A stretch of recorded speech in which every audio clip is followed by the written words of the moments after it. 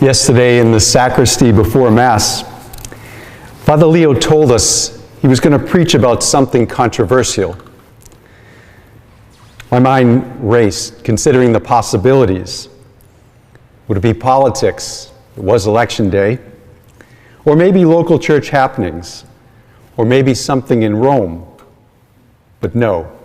Any of you here yesterday know he was talking about the celebration of the Boston Red Sox World Series win and the omnipresence of the championship trophy, juxtaposed by how faithfully we worship God. Like Father Leo, and I'm sure many of you, I'm a giant sports fan.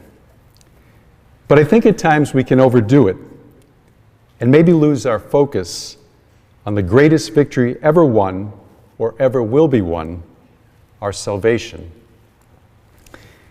Very few of us will ever attain top athletic, performing arts, financial, or political achievements. However, what St. Paul and Jesus show us is the path to ultimate victory in knowing and loving God all the way to heaven, and that this is something achievable. St. Paul challenges each of us to be active in following Christ when he says, "Work out your salvation, for God works in you, both to desire and to work." In other words, through the grace of God, we have a desire to both know and to live for God and with God. But St. Paul knows us as he knows himself. And he quickly adds, "Do everything without grumbling or questioning, that you may be blameless and innocent, and that you may shine like the lights in the world." Now, this doesn't mean that we don't feel tired, that we don't get discouraged, that we don't have questions. We all do. Quite the opposite. St. Paul knows this, and this is what he tries to help us contend with. And it's what Jesus is talking about in today's gospel. And that is, that if we want to be victorious in this life and make it to heaven, we have to be willing to pick up our cross every day. Some days that might be a physical ailment. Other times, it could be trouble at school or at work.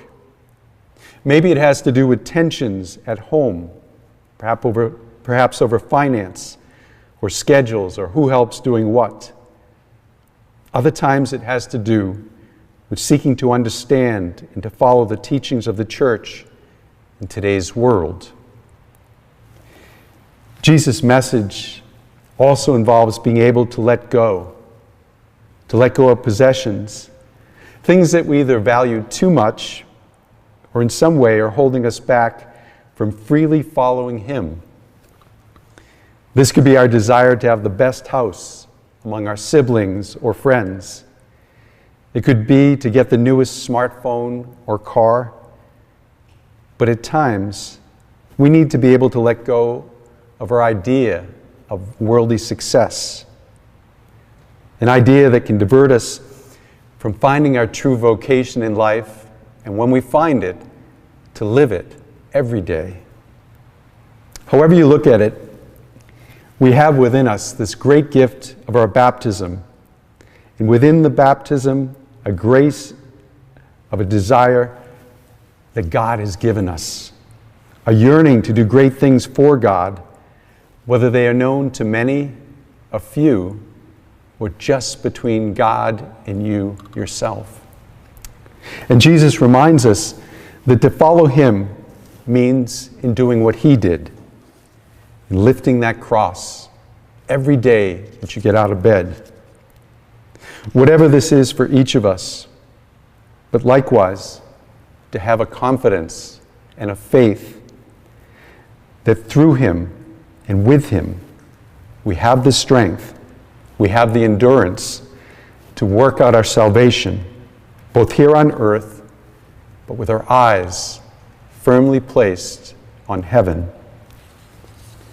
My brothers and sisters, on this beautiful day, let us be inspired by the words of St. Paul. Let us be inspired by the life that Christ lived and challenges us to.